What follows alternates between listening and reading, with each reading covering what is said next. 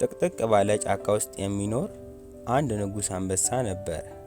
እርሱም በጫካ ውስጥ የሚኖሩትን እንስሳቶች ይጠብቃል፣ ግጭትም ሲኖር ይፈታል። አንድ ቀን ግን የጫካው ነዋሪ የሆኑ እንስሳቶች ተሰብስበው ወደ እርሱ ይመጣሉ። እናም ሁሉም በአንድ ድምፅ ንጉሥ ሆይ ቅሬታ አለን አሉት። አንበሳውም ምን ቸገራችሁ ንገሩኝ አላቸው። እነርሱም እስከ መቼ ሁል ጊዜ አንበሳ ብቻ ንጉሥ ይሆናል? ይህ ፍትሃዊ አይደለም፣ ይስተካከልልን አሉት። ጥያቄያቸውንም ተከትሎ ስብሰባ ይካሄዳል። እናም ሁሉም በአንድ ሐሳብ ከአንበሳ ሌላ አዲስ ንጉሥ ለመሾም ይስማማሉ። አንድ ዝሆንም ከመካከላቸው ተነስቶ በጣም ንቁ እና ቀልጣፋ የሆነውን እንስሳ ብንመርጥ በችግራችን ጊዜ ለሁላችንም ፈጥኖ ይደርስልናል ብሎ ሐሳብ አቀረበ። ሁሉም በሐሳቡም ተስማምተው ከመካከላቸው አንድ ጦጣ ተመርጦ ንጉሥ ሆነ።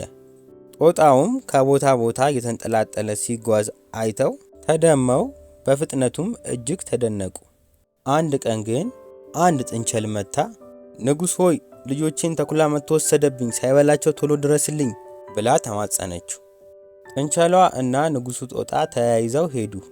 እንደደረሱም ተኩላው አንድ ዛፍ ስር ልጆቹን ለመብላት ሲዘጋጅ ተመለከቱት። ጦጣውም በፍጥነት ዛፍ ላይ ወጣ፣ ከዛፍ ወደ ዛፍም መዝለል ጀመረ። ጥንቸሏም ንጉሥ ሆይ ፍጠን፣ ተኩላው ልጆቼን ሊበላብኝ ነው ብላ ማልቀስ ጀመረች። ንጉሡ ጦጣም ልጆችሽ ይበሉ አይበሉ እርግጠኛ አይደለሁም፣ ነገር ግን የምችለውን ያህል እየሞከርኩ ነው ብሏት ከዛፍ ወደ ዛፍ መዝለሉን ቀጠለ። ምንም ቢጥርም ግን ምንም መፍትሄ ማምጣት አልቻለም። እኛም በሕይወታችን ካለቦታችን መገኘት የለብንም። ሌላው የሆነውንም ለመሆን መጣር የለብንም። ነገር ግን ራሳችንን ስንሆን ከራሳችን አልፈን ሌሎችን መርዳት እንችላለን።